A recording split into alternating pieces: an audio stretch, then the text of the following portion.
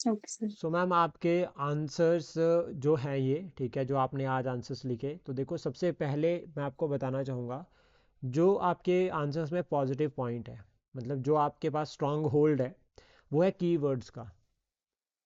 पहला पॉइंट आप इसको साथ में नोट डाउन भी करते रहो जाए। ये कीवर्ड्स जो है ना वो आपका स्ट्रांग पॉइंट है।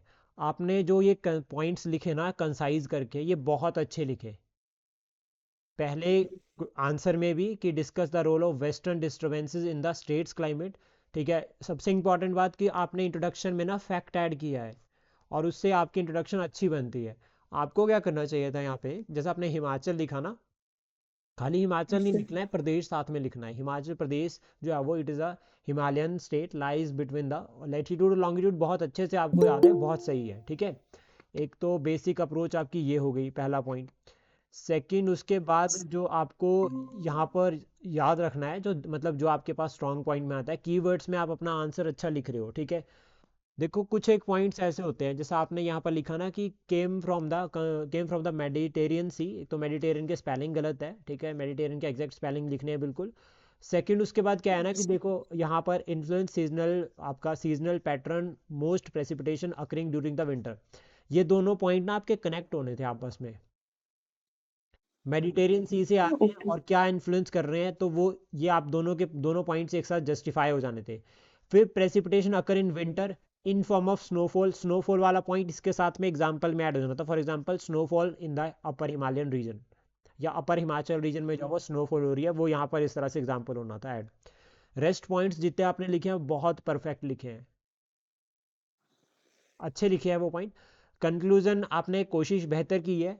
जब हम बताते हैं ना कि रोल क्या है वेस्टर्न डिस्टर्बेंसेस का, देन ऑलवेज ध्यान यहाँ पे ध्यान रखना है कि आपको ना चैलेंजेस भी लिखने हैं, कि स्टिल ठीक है वेस्टर्न डिस्टर्बेंसेस है लेकिन कुछ चैलेंजेस भी है। और चैलेंजेस यहाँ पर आप बता सकते थे delay in western disturbances due to the climate change, या फिर आप बता सकते हैं कि लैंडस्लाइड्स फ्लड लाइक कंडीशंस भी बन जाती है, ठीक है। और आप बता सकते हैं ग्लेशियर लेक्स बन रही है, आर्टिफिशियल ग्लेशियर लेक बन रही है हिमालयन रीजन में, तो ये कुछ चैलेंजेस है वेस्टर्न डिस्टर्बेंसेस के। देन उसका वे फॉरवर्ड में आप बता सकते हैं कि वेस्टर्न डिस्टर्बेंसेस एक नेचुरल फिनोमेनन है, जो कि कहीं ना कहीं लीड करता है वर्ल्ड क्लाइमेट को, वर्ल्ड क्लाइमेट का एक पार्ट है। और पूरा का पूरा जो सिस्टम है, लाइक आपका जो जोग्राफिकल सिस्टम है, उसमें बैलेंस प्रोवाइड करता है।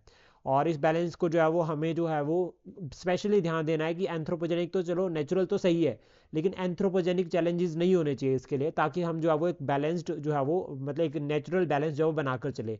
नेचर का जो बैलेंस है उसको हम डिस्टर्ब ना करें, ताकि जो आपके वेस्टर्न डिस्टर्बेंसेस का साइकिल है वो प्रॉपर जो है वो रेगुलर चलता रहे। Okay sir. तो कुल मिला के टोटल क्या आपको क्या काम करना है, आपको ना बस रेगुलर लिखना है।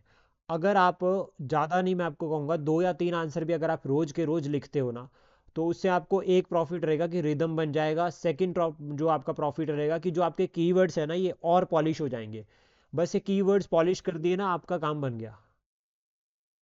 और अगर ओके आपका सर। अलाइड प्री क्लियर होता ना मैम इस बार, डेफिनेटली मेंस के तगड़े कंटेंटर होते आप।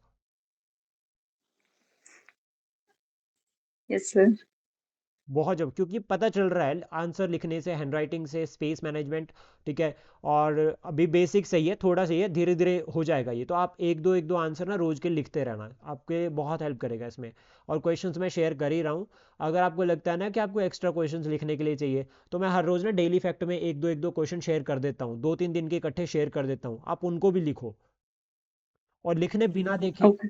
जब भी आंसर लिखने बैठोगे ध्यान रखना, जब भी आंसर लिखोगे कहीं नहीं देखना, बस सिर्फ आपने पेज उठाया, कॉपी पे पेज उठाया और बस लिखना शुरू। कोई नोटबुक नहीं खोलनी, अगर आंसर बीच में छूट गया लिख दो, कुछ भी करके लिख दो, पर उसको कंप्लीट करना है और बिना देखे लिखना बिल्कुल। आदत डालनी ही नहीं है आंसर लिखते टाइम की देखना है कहीं। Okay sir, then thank you. उसके बाद देखो जो ये है, discuss briefly factors affecting the climate of Himachal Pradesh. उसके बाद दूसरा क्या है ना कि देखो ये इज एम आर द होते हैं ना, इनको साथ साथ में लिखना है, ठीक है। इससे ना ये आदत बनी रहनी चाहिए, तो काफ़ी हेल्पफुल रहेगा। जैसे हिमाचल प्रदेश, ठीक है, इज आना था यहाँ पे, Himachal Pradesh is situated in the subtropical region of India, of the India, ठीक है। ये आपको लिखने हैं हेल्पिंग वर्ब साथ में, तो इससे आपको हेल्प रहेगी काफ़ी, तो फिर आदत बनी रहेगी, तो फिर पढ़ना थोड़ा रिदम में पढ़ते हैं ना जब, तो हेल्प रहती है। इंट्रोडक्शन इसकी अच्छी है, क्लियर है। बाकी आपने फैक्टर्स बड़े ज़बरदस्त लिखे हैं, टू द पॉइंट, मतलब क्लियर की पॉइंट है। और ये याद रहेंगे तो आप मतलब सिंपली याद रह लेते, काफ़ी मुझे सही लगा, बस समझ आ रहा था कि अच्छे से लिखा है। सेकंड उसके बाद क्या है ना कि एरो हमें समझ आते हैं, टीचर्स को समझ आते हैं, लेकिन वहाँ नहीं, इंक्रीज लिखना है, इंक्रीज डिक्रीज ओके आपने सर। लिखना है यहाँ पे, ठीक है। बाकी अंडरलाइन करो, मेन पॉइंट्स को अंडरलाइन करो, जैसे शिमला धर्मशाला लिख रहे हो अंडरलाइन, स्पेलिंग एरर रहते हैं आपके थोड़े से, वो आप सॉल्व कर सकते हैं, इजीली हो जाएगा वो, ठीक है। और डायग्राम भी आप अच्छे यूज़ कर रहे हो तो वो भी आपका प्लस पॉइंट है। और एज अ बिगनर अगर आप इस तरह से लिख रहे हो ना आंसर्स, तो मोस्ट प्रोबेबली आप अगर रेगुलर 10 दिन आंसर लिख देते हो तो उसके बाद आपके आंसर्स अलग ही होंगे। Okay sir. तो ये ध्यान में रखना, और रेस्ट बाकी ऑलमोस्ट सही है, ठीक है।